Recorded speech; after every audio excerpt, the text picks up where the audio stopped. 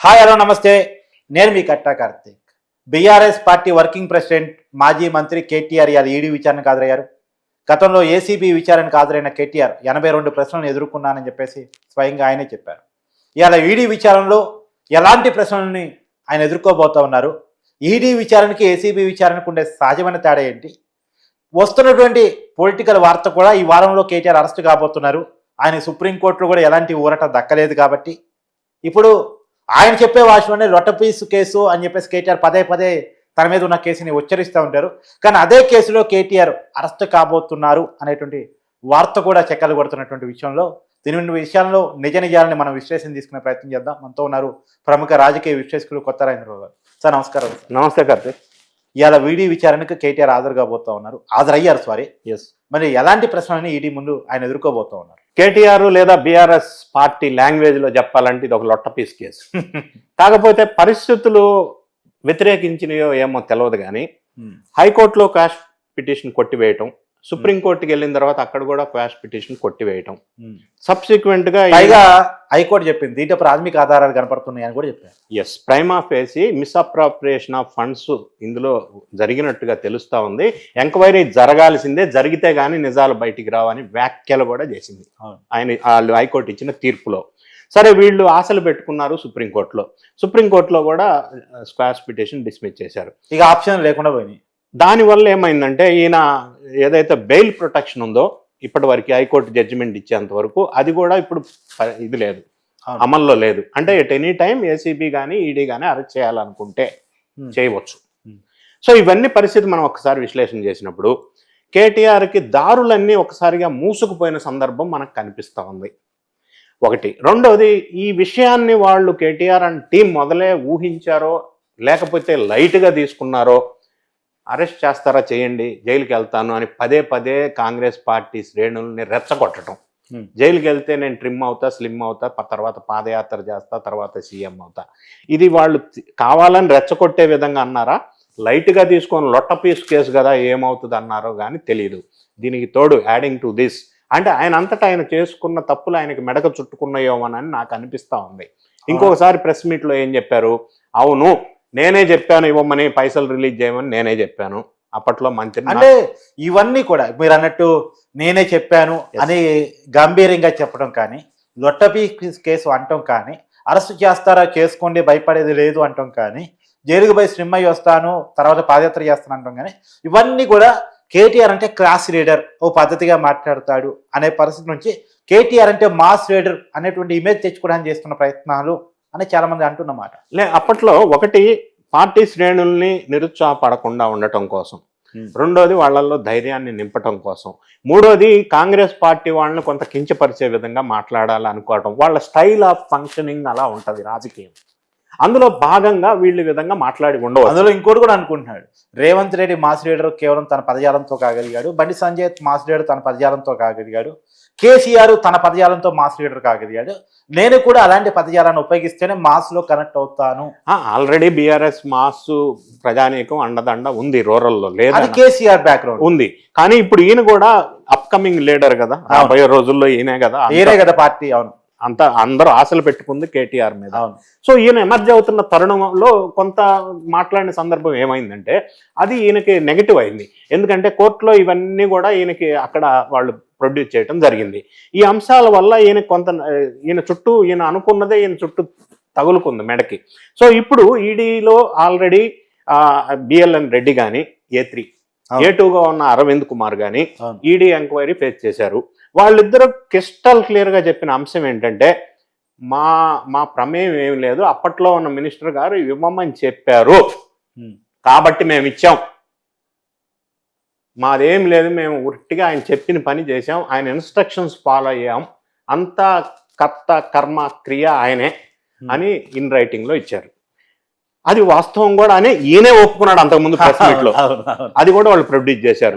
So ఇవన్నీ పరిణామాలు గమనించినప్పుడు ఈడీ వాళ్ళు చెక్ చేసేది ఏంది, ఈడీ వాళ్ళు ప్రత్యేకంగా మనీ లాండరింగ్ జరిగిందా లేదా, 45.7 crores వేరే FEO కంపెనీకి వెళ్ళినాయా లేదా, వెళ్ళిన సందర్భంలో వెళ్తే వెళ్ళొచ్చు, వెళ్ళిన సందర్భంలో ఇక్కడ రూల్స్ వైలేట్ చేసింది ఎక్కడంటే రూల్ ఆఫ్ లాని అప్పట్లో ఎలక్షన్ కోడ్ ఉన్నప్పుడు ఎందుకు ఇచ్చారు, క్యాబినెట్ అప్రూవల్ ఎందుకు తీసుకోలేదు, ఫైనాన్స్ డిపార్ట్మెంట్ అప్రూవల్ ఎందుకు తీసుకోలేదు, వేరే కంట్రీకి ఫండ్ ట్రాన్స్ఫర్ చేస్తున్నప్పుడు ఆర్బీఐ పర్మిషన్ ఎందుకు తీసుకోలేదు, ఆర్బీఐ పర్మిషన్ తీసుకోకుండా ఫండ్ ట్రాన్స్ఫర్ చేయటం వల్ల వాళ్ళు 8 crores పెనాల్టీ వేస్తే అది హెచ్ఎండిఏ పే చేయవలసి వచ్చింది.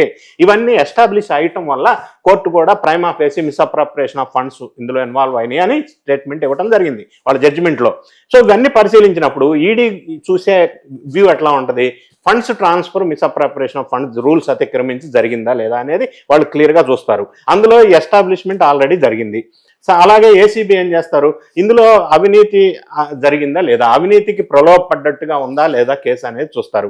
ఇవన్నీ మనం చూసినప్పుడు ఎవిడెన్సెస్ చూసినప్పుడు దాదాపుగా ఇవన్నీ కూడా దాదాపుగా ఉన్నాయి, ప్రైమా ఫేసి మనకు కనిపిస్తూ ఉన్నాయి.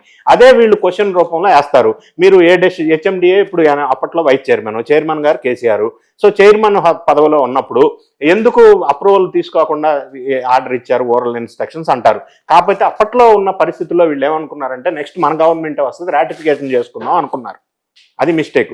సో ఇవన్నీ పరిస్థితులు సమీక్షించినప్పుడు ఈడీ కానీ లేదా ఏసీబీ కానీ దాదాపుగా ఈ ఎవిడెన్సెస్ అన్ని డాక్యుమెంటరీ ఎవిడెన్సెస్ క్లియర్గా ఉన్న సందర్భంలో, కోర్టులో కూడా క్వాష్ పిటిషన్ డిస్మిస్ చేసిన సందర్భంలో, ఈ ఎంక్వైరీ అయిన తర్వాత ఇవాళ రేపా అనేది మనం నిర్ణయించి చెప్పజాలం కానీ ఖచ్చితంగా కేటీఆర్ అరెస్ట్ అనేది అనివార్యంగా కనిపిస్తుంది. ఇక్కడ ఒకటి సార్, అరెస్ట్ చేయడం ప్రభుత్వం అనుకుంటే చాలా చిన్న విషయం, చేయొచ్చు కాక, కానీ ప్రొసీజర్ మిస్టేక్ ప్రకారం అరెస్ట్ చేస్తే అది ఎంతకాలం నిలిచింది. ఇక్కడ ఇంకొక అంశం మీరు అన్నట్టు ప్రొసీజర్ ప్రకారం ఎంతకాలం నిలుస్తుందంటే ఇదే అంశం మీద ఇప్పుడు రాత్రి నిన్న అనుకుంటా ఈరోజు రాత్రి ఏఐసిసిలో రేవంత్ రెడ్డి గారి సమక్షంలో, ఏఐసిసి అధినాయకుల నేతృత్వంలో, కేసీ వేణుగోపాల్ గారి సమక్షంలో దీపాదాస్ మున్షి వాళ్ళందరూ కలిసి కూర్చొని పెద్దల బ్యాచ్ మొత్తం కూర్చొని ఈ పర్టికులర్ సబ్జెక్ట్ డిస్కషన్ చేశారు. రాత్రి చేసిన సందర్భంలో వాళ్ళు లీగల్ ఎక్స్పర్ట్స్ కానీ ఏఐసిసి పెద్దలు కానీ కూర్చొని దీన్ని ఏ విధంగా ముందుకు తీసుకెళ్లాలా, ఏ విధంగా హ్యాండిల్ చేయాలా, పబ్లిక్లోకి ఏ విధంగా తీసుకెళ్లాలా అనే విషయాలు రాత్రి చర్చకి జరిగినాయి. దాన్ని రేపు వాళ్ళు ఇక్కడికి వచ్చిన తర్వాత అదే స్ట్రాటజీ పొలిటికల్గా ఇంప్లిమెంట్ చేయబోతారు. అదే ఒకే లైన్లో వీళ్ళందరూ కూడా మాట్లాడబోతారు. అంటే కాంగ్రెస్కి మైలేజీ వచ్చే విధంగా, బీఆర్ఎస్కి బదనాం అయ్యే విధంగా వాళ్ళు ముందుకు వెళ్ళే పరిస్థితి మనకి వాళ్ళు చర్చలు జరుగుతాయి. ఇక్కడ 2 విషయాలు నాకు చెప్పండి. సరే, రాజకీయంగా వాళ్ళు ఎవరు స్టాండ్ వాళ్ళకు ఉంటుంది. కేటీఆర్ స్టాండ్ కేటీఆర్ది, కాంగ్రెస్ స్టాండ్ కాంగ్రెస్ది. మరి ఏ స్టాండ్ జనం నమ్ముతారో మనకు తెలియదు. మనం బ్యాలెన్స్డ్గా మనం మాట్లాడుకునే ప్రయత్నం చేద్దాం. అయితే నేను అనేది ఏంటంటే, ఇప్పుడు మీరు అన్నారు ఆర్బీఐ పర్మిషన్ లేదో, క్యాబినెట్ అప్రూవల్ లేదో, ఫైనాన్స్ శాఖ అనుమతి లేదో, ఇవన్నీ కూడా ప్రొసీజరల్ మిస్టేక్స్. కేవలం 409 సెక్షన్ అనేటువంటిది అవినీతికి సంబంధించిన కేసు. అవినీతికి సంబంధించిన కేసు నిరూపిస్తే ఈ కేసు నిలబడితే కేటీఆర్ జైలుకు పోయినా దానికి అర్థం ఉంటుంది, జనంలో కేటీఆర్ సింపతి రాదు. కేవలం ప్రొసీజర్ మిస్టేక్స్ అంటే మాత్రం అది ఖచ్చితంగా అది కేసు నిలబడేది కాదు, మళ్ళీ కేటీఆర్కి సింపతి వస్తుంది చాలా మంది చెప్పే మాట. దీంట్లో మీరు ఏమంటారు? ఒకటి procedural lapse, yes it is established. రెండోది అది ఎస్టాబ్లిష్డ్, అది ఓకే. రెండోది అవినీతి సెక్షన్ 409 అవినీతి. ఎందుకంటే అవినీతి ఆలోచన ఇందులో ఎందుకు ఎస్టాబ్లిష్ చేస్తున్నారంటే ఆ ఏసీబీ వీళ్ళు ఏమంటారంటే ఈ గ్రీన్కో కంపెనీకి అవును వీళ్ళు ఆర్డర్ స్పాన్సరర్గా ఆర్డర్ 100 కోట్లకి ఇవ్వటం వల్ల వీళ్ళు ఇచ్చింది ఎప్పుడు 2023లో ఇచ్చారు. 2022 నవంబర్లో గ్రీన్కో నుంచి ఎలక్ట్రల్ బాండ్ రూపంలో 41 crores బీఆర్ఎస్ పార్టీకి వచ్చినాయి. దీన్ని వాళ్ళు క్విడ్ కో ప్రోగా ఎస్టాబ్లిష్ చేస్తున్నారు. వీళ్ళు ఆర్డర్ నెక్స్ట్ ఇస్తున్నారు కాబట్టి ముందుగానే వాళ్ళ దగ్గర నుంచి వీళ్ళకి ఇంత అమౌంట్ వచ్చింది. Itself is evidence there is a quid quo pro in between Greenko and BRS party అనేది ఒకటి ఎస్టాబ్లిష్ అవుతా ఉంది. దాన్నే కదా అధికార దుర్వినియోగం అని. కానీ మరి ఆ మాటకు వస్తే సార్, గవర్నమెంట్ నుంచి ప్రాజెక్టులు తీసుకుంటున్న చాలా మంది ఆయా పార్టీలకి ఫండింగ్ ఇస్తున్న వాళ్ళు. ఇప్పుడు ఎగ్జాంపుల్ మెగా కిస్తారెడ్డి ఇప్పుడు కాంగ్రెస్కి ఫండింగ్ ఇస్తున్నాడు, గతంలో బీఆర్ఎస్కి ఫండింగ్ ఇచ్చాడు, ఇప్పటికీ ఇస్తా ఉన్నాడు, కేంద్రంలో బీజేపీకి ఇస్తా ఉన్నాడు, అతను సెంట్రల్ గవర్నమెంట్ ప్రాజెక్ట్ కూడా పొందుతూ ఉన్నాడు. ఇక్కడ అంశం ఏంటంటే అన్ని కంపెనీలు చాలా వరకు కార్పొరేట్ కంపెనీస్ అన్ని పార్టీలకి ఎలక్ట్రల్ బాండ్స్ ఇస్తాయి. ఈ పర్టికులర్ గ్రీన్కో కూడా అన్ని మిగతా పార్టీలకు కూడా ఎలక్ట్రల్ బాండ్స్ రూపంలో పైసలు ఇచ్చింది అనేది చెప్తున్నారు. ఇక్కడ ఏమంటే అన్ని పార్టీలకు ఇచ్చి ఉండొచ్చు, కానీ ఏ పార్టీ ద్వారా ఈ కంపెనీకి లబ్ధి జరిగింది అక్కడ కదా ఇచ్చిపుచ్చుకునే వ్యవహారం జరిగినట్టు నిర్ధారణ. అనేది మనం మాట్లాడుకోవడానికి బాగానే ఉంటది, కానీ చూపించడంలో లబ్ధి అనేది ఎలా ఉంటది? ఇప్పుడు ఏముంది, ఎవరో ఒక కంపెనీకి ఇవాళ స్పాన్సరు, అది గ్రీన్కో కంపెనీ తీసుకుంది, టెండర్ దక్కించుకుంది అని చెప్తారు. ఇంకో 2 అంశం ఉంది. గ్రీన్కో కంపెనీ వాళ్ళు ఎఫ్ఈఓ కంపెనీని ఆర్టిఫిషియల్ గా ఎస్టాబ్లిష్ చేశారు. ఇది జరగటానికి 3 నెలల ముందు అది రిజిస్ట్రేషన్ చేశారు. దాన్ని వీళ్ళే చేశారు. ఇది వాళ్ళ సిస్టర్ కన్సర్న్. అవును. ఈ లింకులన్నీ డాట్లన్నీ కలిపినప్పుడు ఏం ఎస్టాబ్లిష్ అవుతుందంటే కొంత అధికార దుర్వినియోగం కానీ అవినీతి కానీ జరిగిందనేది ఎస్టాబ్లిష్ అవడానికి స్కోప్ ఉంది.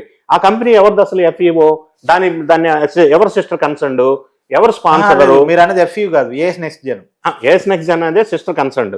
ఎఫ్ఈఓ కూడా రేసు జరగడానికి కొన్ని నెలల ముందే దాన్ని రిజిస్టర్ చేశారు. అది ఒక లింక్ ఉంది. మీరు చెప్పేది ఇంకోటి ఏఎస్ జెన్ అనేది దాని సిస్టర్ కన్సర్న్ కాదు. నాకు ఇక్కడ డౌట్ ఏం చెప్పండి, ఎఫ్ఈఓ కంపెనీ ఎప్పుడో రిజిస్టర్ అయిపోయింది, దాని ఆల్రెడీ ఇప్పుడు 9 ఫార్ములా 9 మన కాడ పెట్టారు, 8 వరకు విదేశాలు జరిపారు ఆల్రెడీ అనేది చెప్తున్నారు. 9, 10, 11 ఇక్కడ జరపడానికి చేసుకున్నారు. 8 వరకు ఆల్రెడీ జరిగిపోయి ఇక్కడ వీళ్ళు ఇక్కడ రిజిస్ట్రేషన్ చేసుకుంది మాత్రం ఇది జరగడానికి 3 నెలల ముందు అంటున్నారు. అది కూడా వీళ్ళు గ్రీన్ కో ద్వారా చేశారని అంటున్నారు. గ్రీన్ కో ద్వారా మళ్ళీ పైసలు వెనక్కి వచ్చిన ఎలక్ట్రల్ బాండ్ ద్వారా అంటున్నారు. ఇవన్నీ లింకులు డాట్లు కనెక్ట్ చేసినప్పుడు ఇక్కడ అవినీతి జరిగిందనేది ఎస్టాబ్లిష్ చేయబోతున్న సందర్భం అది. అందువల్ల అదొకటి. రెండోది ప్రొసీజరల్ ఫాల్ట్ అనేది ఎలాగో క్లియర్ గా ఎస్టాబ్లిష్ అది చాలా క్లియర్ గా ఉంది. సో ఈ అన్ని కారణాలు చూసినప్పుడు అరెస్ట్ చేయాలి అని ఏసీబీ కానీ ఈడీ కానీ అనుకుంటే అరెస్ట్ చేయడానికి అవకాశాలు అయితే ఉన్నాయి. కాకపోతే దాని కాన్సిక్వెన్సెస్ ఎట్లా ఏంటి అనేది రకరకాల నిర్ణయాలను బట్టి గవర్నమెంట్ నిర్ణయం తీసుకునే అవకాశం ఉంటది. కానీ అరెస్ట్ అనివార్యం లాగా అనిపిస్తా ఉంది ఇప్పటి వరకు ఉన్న పరిస్థితి చూసినట్టయితే. కేటీఆర్ అరెస్ట్ అయితే సింపతి వర్కౌట్ కదా బీఆర్ఎస్ పార్టీకి? అంటే ఇక్కడ 2 విషయాలు, కవిత అరెస్ట్ అయినప్పుడు సింపతి వర్కౌట్ కాలేదు, కేటీఆర్ అరెస్ట్ అయినప్పుడు అవుద్దా కాదా? ఇక్కడ 2 అంశాలు. కవిత అరెస్ట్ అయినప్పుడు లిక్కర్ స్కాము, అందులో కవిత మహిళ ఇన్వాల్వ్ అవటం అనేది ఓటర్స్ ప్రజలు ఎవరు యాక్సెప్ట్ చేయలే. కాబట్టి వీళ్ళు పిలిపినిచ్చినా కూడా ప్రజల నుంచి స్పందన లేదు. ఇక్కడికి వచ్చేసరికి కేటీఆర్ బీఆర్ఎస్ పార్టీ కొంత కాంగ్రెస్ ప్రభుత్వం అధికారంలో ఉండటం వల్ల బీఆర్ఎస్ పార్టీ నుంచి చాలా మంది ఎమ్మెల్యేలు అటు వెళ్ళటం, పార్టీ కూడా కొంత వీక్ అయిన సందర్భం మనకు కనిపిస్తూ ఉంది. ఎంపీ సీట్లు కూడా గెలుచుకోలేకపోవడం. సో ఇంత వీక్గా ఉన్నప్పుడు పార్టీ బీఆర్ఎస్కి క్యాడర్ స్ట్రాంగ్గా నిలుస్తుందా లేదా అనేది కూడా కొంత అనుమానాస్పదమైన విషయం. నిలవాల్సిన తప్పనిసరి పరిస్థితి. ఆ పార్టీ యాక్టివ్ కావాలంటే కేటీఆర్ అరెస్ట్ పొలిటికల్ ఉపయోగించుకోవాలి. కానీ గ్రౌండ్ రియాలిటీ చూసినప్పుడు పార్టీ శ్రేణుల్లో కొంత బలం తగ్గుతున్నట్టుగా మనకు కనిపిస్తూ ఉంది. ఎందుకంటే కాంగ్రెస్ ఎవరు పవర్లో ఉంటే వాటి వెళ్తూ ఉంటారు, చాలా మంది జంప్ చేస్తూ ఉన్నారు. కాంగ్రెస్ కూడా దాన్ని అవకాశవాదంగా తీసుకుంటున్న సందర్భం మనం చూస్తున్నాం. ఏ పార్టీ అయినా అదే చేస్తుంది. ఈ పరిస్థితుల్లో కేటీఆర్కి మద్దతు ఎంతవరకు స్ట్రాంగ్గా నిలుస్తుంది, బలంగా పోరాడతారు, కాంగ్రెస్కి వ్యతిరేకంగా వీళ్ళు ప్రజలు రోడ్డు మీదకి వచ్చి ఈ అరెస్టును ఖండిస్తారు అని ఖచ్చితంగా మనం చెప్పజాలం. అది కొంత వేచి చూడవలసిన అవసరం అయితే ఉంటుంది. చూద్దాం సార్ ఏం జరిగింది. Thank you.